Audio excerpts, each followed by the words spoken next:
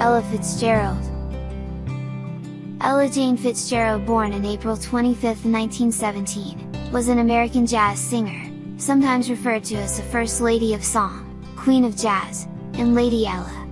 She was noted for her purity of tone, impeccable diction, phrasing, timing, intonation, and a horn-like improvisational ability, particularly in her scat singing.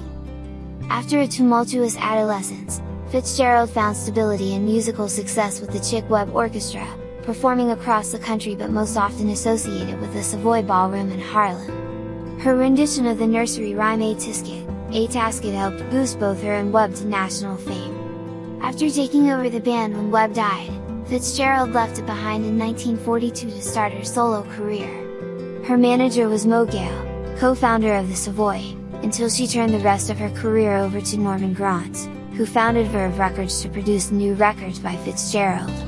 With Verve she recorded some of her more widely noted works, particularly her interpretations of the Great American Songbook. While Fitzgerald appeared in movies and as a guest on popular television shows in the second half of the 20th century, her musical collaborations with Louis Armstrong, Duke Ellington, and the Ink Spots were some of her most notable acts outside of her solo career. These partnerships produced some of her best-known songs such as Dream a Little Dream of Me, Cheek to Cheek, Into Each Life Some Rain Must Fall, and It Don't Mean a Thing, If It Ain't Got That Swing. In 1993, after a career of nearly 60 years, she gave her last public performance. 3 years later, she died at the age of 79 after years of declining health. Her accolades included 14 Grammy Awards, the National Medal of Arts, the NAACP's inaugural President's Award, and the Presidential Medal of Freedom. Fitzgerald was born on April 25, 1917, in Newport News, Virginia.